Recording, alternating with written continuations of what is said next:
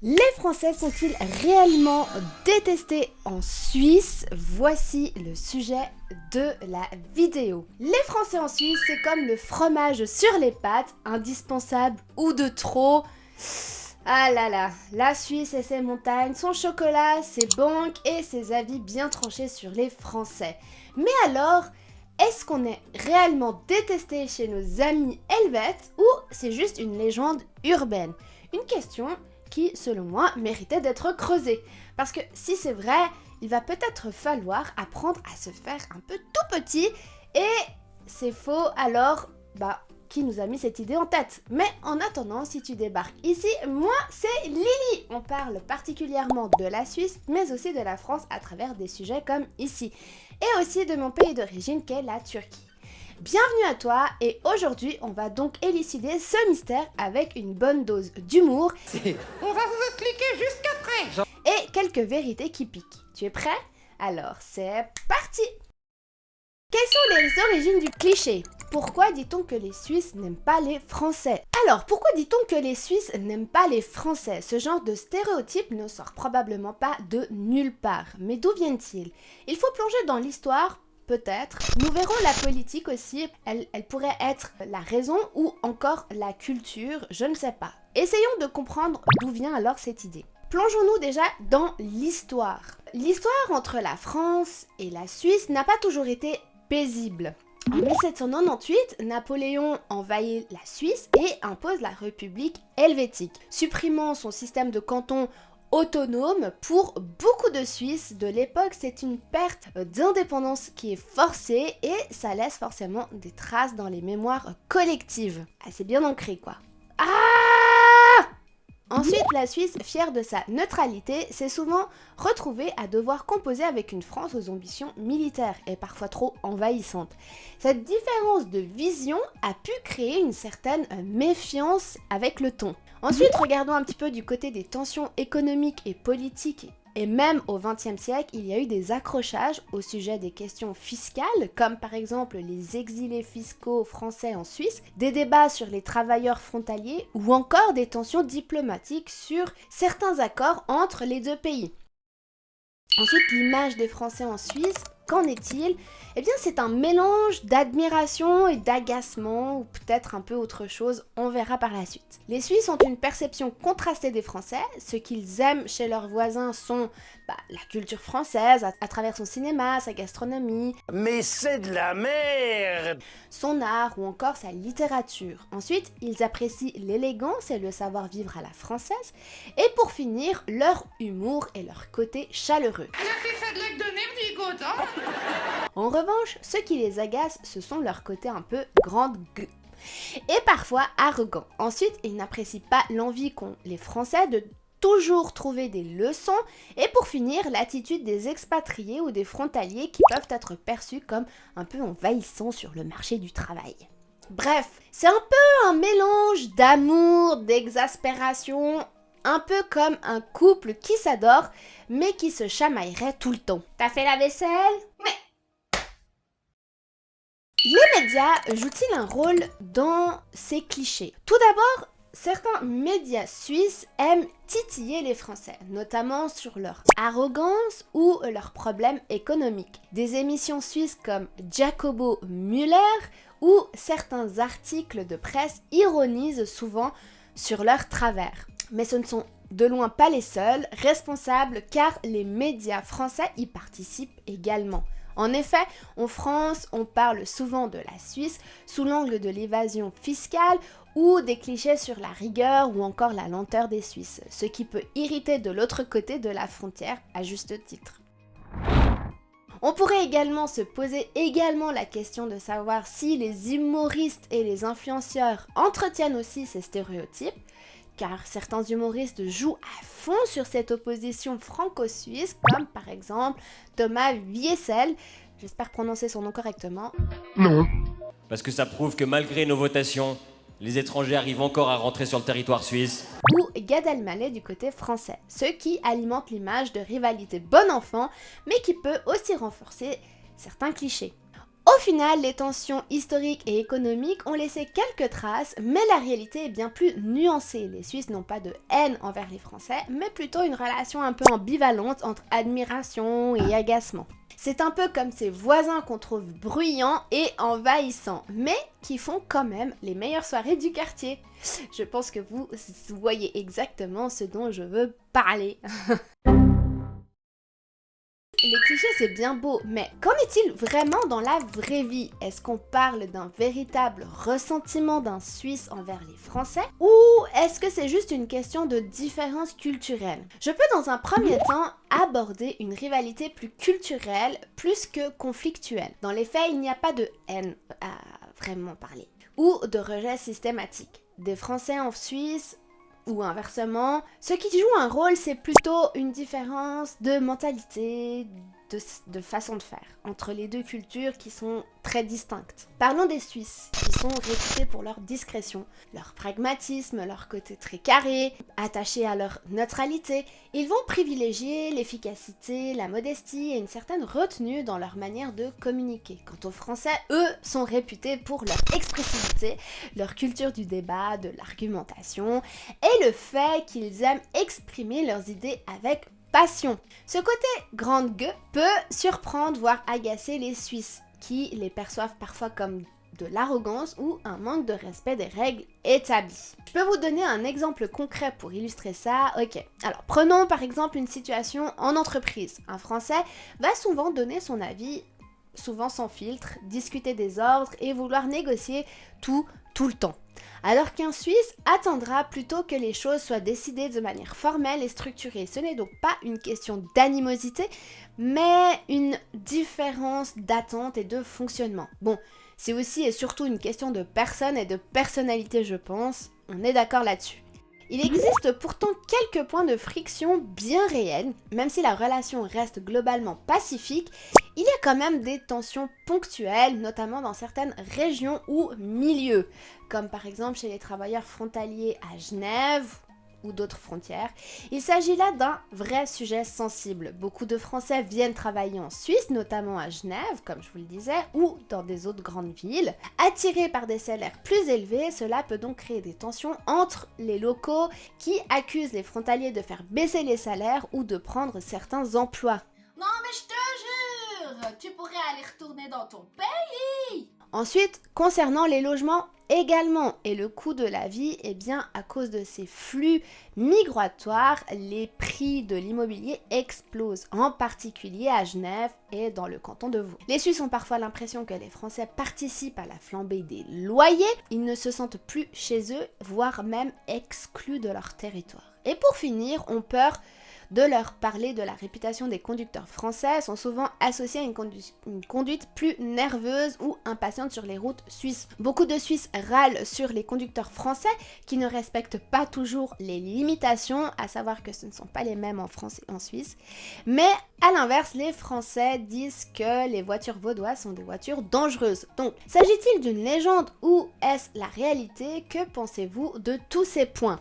Il existe un quotidien bien plus nuancé car malgré ces points de tension, la cohabitation, elle reste globalement bonne. En voici quelques preuves que je pourrais vous donner. Tout d'abord, beaucoup de Suisses ont des amis ou des collègues français. Ils apprécient leur humour, leur spontanéité. Ensuite, la France et la Suisse collaborent depuis un certain nombre d'années sur des projets économiques ou encore culturels. Et pour finir, Genève est un pôle international et les Français et Suisses travaillent ensemble sans problème sur le territoire. Au final, ce n'est pas simplement du ressentiment, mais plutôt une question d'adaptation et de perception. Les différences existent, elles créent des frictions parfois, mais elles sont loin de résumer toute la relation franco-suisse. Si on écoute les clichés, on pourrait croire que les Suisses et les Français se détestent, mais sur le terrain, c'est bien plus subtil.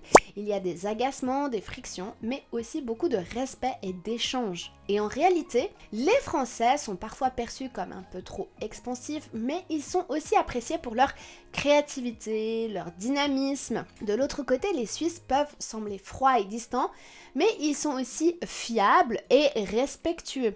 Bref, plus qu'un problème de haine, c'est juste une cohabitation entre deux cultures qui fonctionnent un peu différemment et qui adorent se chambrer mutuellement. Tu crois pas ? Bon, et si on retournait la question? Comment les Suisses sont-ils perçus par les Français? Est-ce qu'on se base sur des faits concrets ou est-ce qu'on se base sur des clichés bien ancrés? Mythe ou réalité? Voyons cela. Commençons par les stéréotypes sur les Suisses. Les Français ont souvent une image bien précise des Suisses, mais est-elle fidèle à la réalité? Tout d'abord, quand on entend que le Suisse est lent, est-ce que c'est un mythe? Eh bien, ce cliché vient du fait que les Suisses prennent le temps de bien faire les choses, notamment au travail. En France, où tout est fait parfois dans l'urgence et le stress, cette approche plus méthodique peut être perçue comme de la lenteur. Après, ça dépend aussi du temps qu'on octroie à ses employés. Alors qu'en réalité, c'est souvent synonyme d'efficacité et de rigueur. Et quand on entend « les Suisses sont froids et distants », alors cette affirmation est-il vraie? Les Suisses ne sont pour ma part pas froids, mais plus réservés que les Français. Ils mettent du temps à créer des liens, contrairement aux Français qui tutoient après 10 minutes de conversation. Après, chaque affirmation pourrait être nuancée selon les valeurs et la personnalité de chacun, mais une fois leur relation installée, ils sont très fidèles en amitié. Et encore, pour les côtoyer tous les jours, moi je dirais même que pas du tout en fait. Il est vrai qu'ils ont toujours ce souci de déranger. De ce fait, ils se tiennent un peu plus à distance. Mais est-ce qu'on peut dire du coup ils sont froids ou simplement dire que c'est plus culturel? À vous de juger. Et contrairement à la France, quand on croise des Suisses dans la rue, eux ils disent bonjour, contrairement aux Français qui eux, pour la plupart, préfèrent vous ignorer ou faire comme si vous n'avez jamais été là. L'affirmation les Suisses sont riches, est-ce un mythe ou la réalité? Alors oui, les salaires en Suisse sont élevés, on le sait, mais le coût de la vie l'est aussi. Loyer, assurance, nourriture. Pour plus de détails, vous pouvez aller voir ma vidéo qui est parue sur ma chaîne et je vous mettrai aussi le lien en description. Tout le monde n'est pas banquier ou rentier dans la vie, ou roule dans une Lamborghini. Et quand on entend les Suisses sont neutres en tout, certes la neutralité est un pilier de la politique suisse, même si elle n'est pas ancrée, mais cela ne va pas dire que les Suisses n'ont pas d'opinion. Ils débattent beaucoup sur des sujets de société via leur votation populaire et peuvent avoir des avis très tranchés, et je trouve qu'ils le font plus régulièrement d'ailleurs. Ensuite, il existe des différences culturelles qui peuvent générer une source de malentendus. Donc au-delà des stéréotypes, certaines différences entre Français et Suisses alimentent parfois les incompréhensions. On a pu le voir dans le chapitre précédent. Notamment dans le rapport au travail, les Suisses vont être sérieux, ponctuels, efficaces et discrets, tandis que les Français vont eux être plus flexibles, plus portés sur la discussion ou encore avoir l'esprit critique et plus créatif. En revanche, un Français qui débat trop en réunion peut être perçu comme arrogant, alors qu'un Suisse trop pragmatique peut sembler rigide. Bon, un peu d'humour, et qu'en est-il de la communication? Eh bien, les Français aiment l'ironie et la provocation. Exemple, les guignols de l'info. Exceptionnellement, nous vous demandons d'éloigner les enfants du poste pendant la diffusion de ce reportage. Quant aux Suisses, eux, ont un humour plus subtil et absurde. / Thomas Wiesel, si vous avez la ref. Et enfin, les Français peuvent trouver en Suisse trop poli, qu'un Suisse peut trouver un Français trop cash. Concernant leur gestion du temps, il existe des différences. En Suisse, arriver en retard est un énorme manque de respect, tandis qu'en France, 15 minutes de retard, c'est un peu comme être à l'heure. D'où une certaine exaspération mutuelle dans les relations professionnelles. Comment les Suisses se voient eux-mêmes? Si on leur demande, les Suisses aiment casser leurs propres clichés, c'est assez drôle d'ailleurs, avec une bonne dose d'autodérision. En effet, ils sont fiers de leur précision, de leur neutralité, de leur qualité de vie, mais ils reconnaissent aussi volontiers leur côté un peu rigoureux, discipliné, un peu trop carré, et ils admettent qu'ils sont parfois un peu trop sérieux aux yeux des Français. Par contre, ils détestent qu'on les réduise uniquement à leur banque, à leur chocolat, à leur prétendue lenteur. Beaucoup rappellent qu'ils ont aussi une culture vibrante, une économie innovante et une grande diversité régionale. Ils ont pour ainsi dire plus de points communs qu'on ne le croit. Finalement, les clichés sur les Suisses, est-ce qu'ils sont un peu exagérés? Mais non, une fois qu'on dépasse ces stéréotypes, on se rend compte qu'il y a beaucoup plus de complémentarité que de vrais conflits. Un Suisse et un Français qui se comprennent bien peuvent faire une équipe assez redoutable, l'un apportant la rigueur et la précision, l'autre apportant la créativité, le sens du débat. Bref, un duo gagnant, tant qu'ils s'accordent sur l'heure du rendez-vous, bien évidemment. Les Français qui réussissent en Suisse, il en existe aussi, c'est une réalité. Si certains clichés dépeignent les Français en Suisse, comme des frontaliers envahissants ou des expatriés arrogants, la réalité est bien plus nuancée. De nombreux Français s'intègrent parfaitement et connaissent un vrai succès en Suisse, que ce soit dans l'économie, dans la culture, dans la recherche. Dernièrement, on a même parlé de Monsieur Weitmer dans cette vidéo. Si tu l'as loupé, je vais vous donner ici quelques exemples supplémentaires qui donnent une autre image de cette relation franco-suisse. Tout d'abord, les Français et l'économie suisse, c'est un atout plus qu'un problème. Parlons de ces entrepreneurs qui cartonnent. Beaucoup de Français ont lancé des entreprises florissantes en Suisse. Alors pourquoi ici? Parce que la Suisse est un environnement idéal pour les affaires, peu de bureaucratie, stabilité politique et un accès au marché international plus simple, plus facile. Je peux aussi vous citer le cas de Xavier Niel et Free en Suisse. Ce sont le mania français des télécoms qui ont lancé Salt. Il s'agit d'un opérateur mobile qui bouscule le marché suisse.